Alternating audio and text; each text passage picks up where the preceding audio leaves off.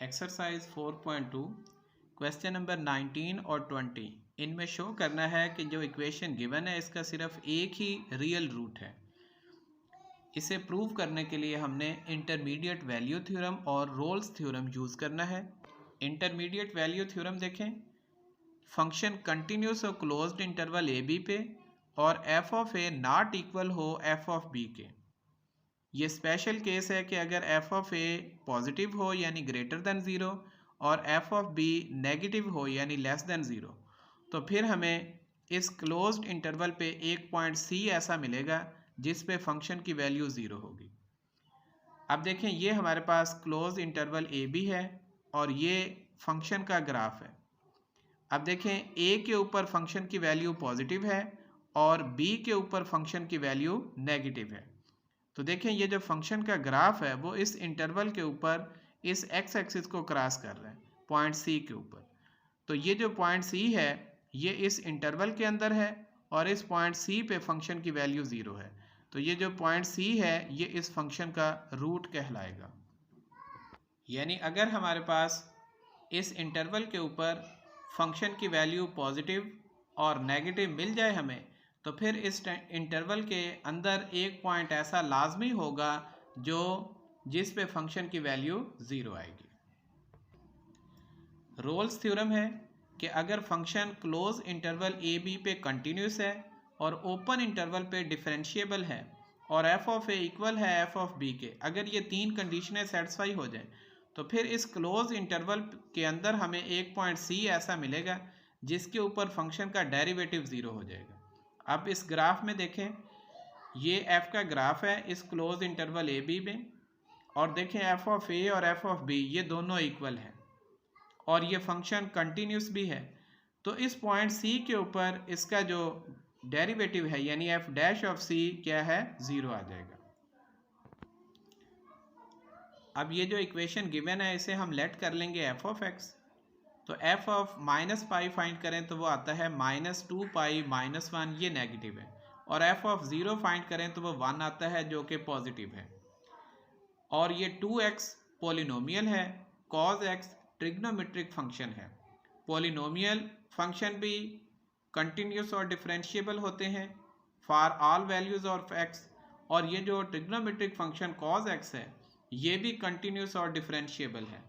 तो इसलिए इन दोनों का जो सम है वो भी कंटिन्यूस और डिफरेंशिएबल होगा फॉर ऑल एक्स। अब इंटरमीडिएट वैल्यू थ्योरम के मुताबिक ये फंक्शन इस इंटरवल के ऊपर कंटिन्यूस भी है और F of minus pi negative, F of zero positive है, इसलिए इस इंटरवल के ऊपर हमें एक पॉइंट सी मिलेगा जिस पे फंक्शन की वैल्यू ज़ीरो होगी। और ये शो करता है कि इस इक्वेशन का कम से कम एक रियल रूट एग्जिस्ट करता है।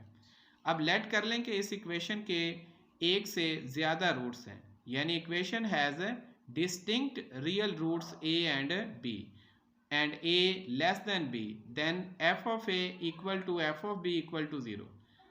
अब देखें, ये c रूट है ना इस इक्वेशन का, इसलिए f of c 0 है। तो हमने a और b को भी इस इक्वेशन के रूट लेट किया है, इसलिए f of a f of b भी इक्वल टू 0 होगा।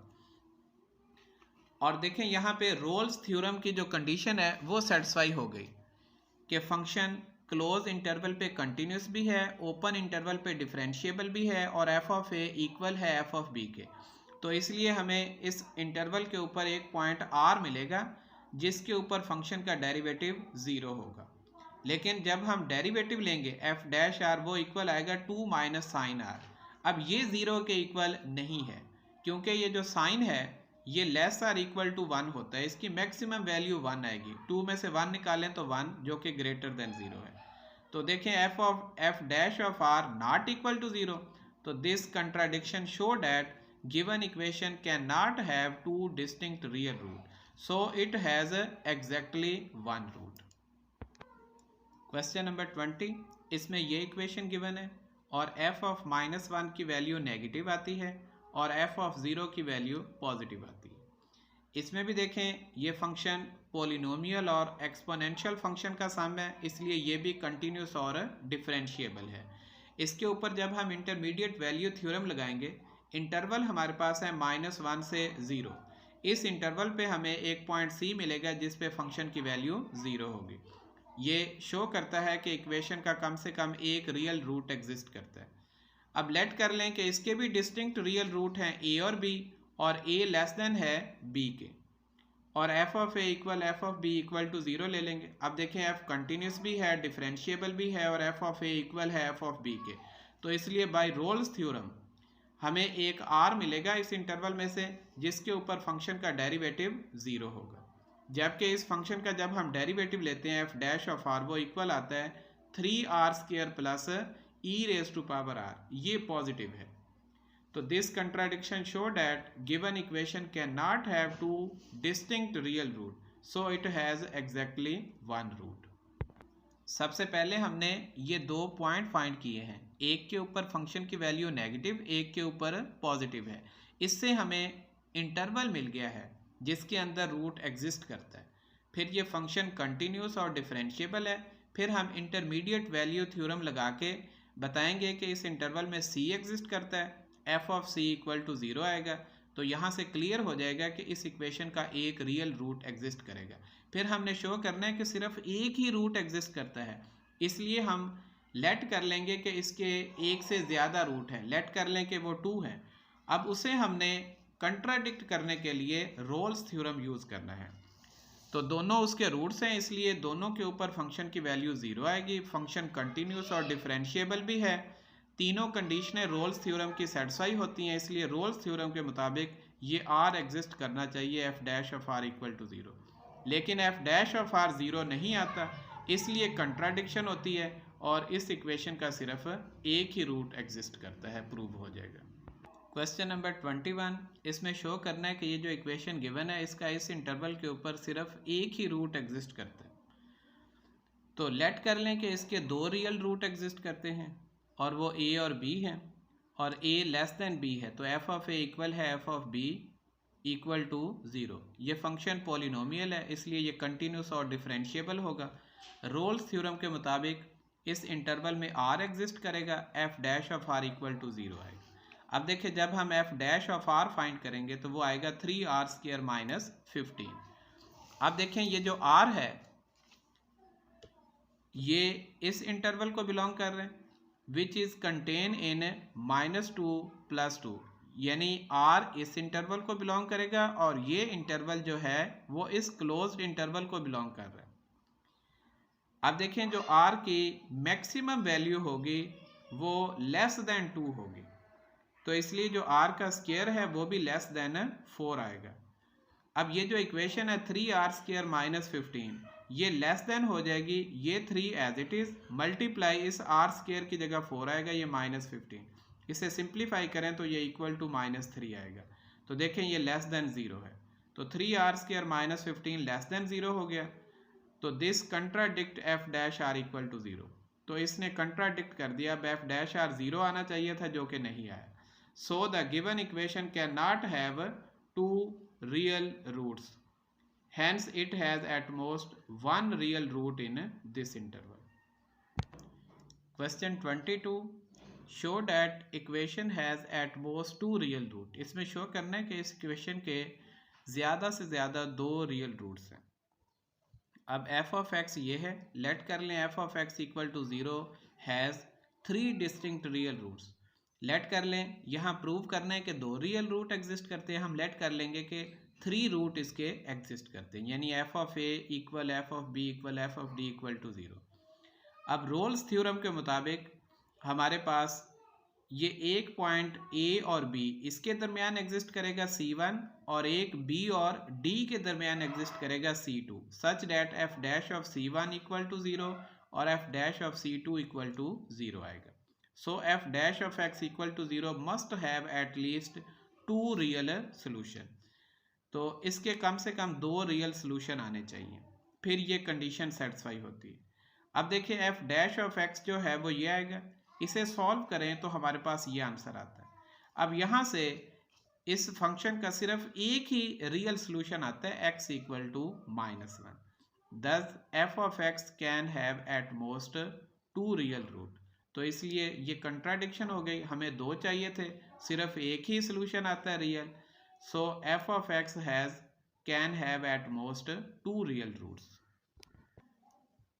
Question number 23. A part है show that polynomial of degree 3 has at most 3 real root. Show कर रहे हैं कि पोलिनोमियल जिसकी डिग्री 3 है उसके ज़्यादा से ज़्यादा 3 रियल रूट एग्जिस्ट करते हैं. लेट कर ले क्यूबिक पोलिनोमियल है और उसके रूट्स ये ऐसे 4 रूट एग्जिस्ट करते हैं, a1 a2 a3 a4, और ये p of a1 p of a2 p of a3 equal p of a4 और ये इक्वल टू 0 है.